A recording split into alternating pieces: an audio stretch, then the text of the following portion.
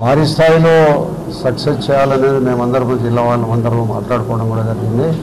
ప్రతి ప్రాంతం నుండి వేలాది మందిని తరలించి ఇక్కడ 5 లక్షల మందితో ఇక్కడ మహానాడును సక్సెస్ఫుల్ చేయాలనేది కోరుతున్నాం. మరి పార్టీ ఆవిర్భావం తర్వాత ఎప్పుడు కూడా కడపలో మహానాడు జరగడం, ఇటువంటి మహానాడు జరగడం అనేది రాయలసీమలో ప్రజలందరూ కూడా జరగాలని వాళ్ళ అభిప్రాయాల మేరకే మేమందరం అడిగిన అభిప్రాయం ప్రకారమే ముఖ్యమంత్రి గారు కానీ లోకేష్ గారు కానీ కడపలో జరపాలని నిర్ణయించడం జరిగింది. కొంతమంది కడప అంటే ఏమంటారు, ఏంటి కడపలో జరిపితే ఏమవుతుంది,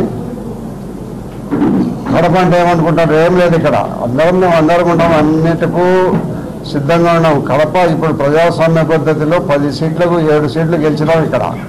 ఎక్కడ ఎవరిది ఏం దండాలు కిందాలు ఇక్కడ జరిగేదానికి వీలు లేదు. కాబట్టి మా ప్రశాంతంగా మహానాడును బాగా జరుపుకోవాలా. పార్టీ ఆవిర్భావం తర్వాత కడపలో కొత్తగా మహానాడు పెట్టడం జరుగుతుంది. కాబట్టి భారీ సంఖ్యలో తరలి వచ్చి అందరూ కూడా జయప్రదం చేయాల్సిందిగా కోరుతున్నాను. ఈ మహానాడులో కొన్ని కడప జిల్లాకు సంబంధించిన అభివృద్ధి కార్యక్రమాలు కూడా ముఖ్యమంత్రి గారు ప్రకటిస్తారని మేము ఆశిస్తున్నాం. ఆయన దృష్టికి కొన్ని అభివృద్ధి కార్యక్రమాలు కూడా తీసుకొని పోతున్నాం. కాబట్టి ఇక్కడ ఇలాగా ఒక మంత్రులు మేమందరం కూర్చొని భారీగా జన సమీకరణ చేయాలని మాట్లాడుకున్నాం. అన్ని రకాల మేమందరం కూడా కలిసి జిల్లాలో అందరం ప్రతి ఒక్కరూ కలిసి శాయశక్తుల 5 లక్షల మందికి తక్కువ లేకుండా మహానాడు జయప్రదం చేస్తాం.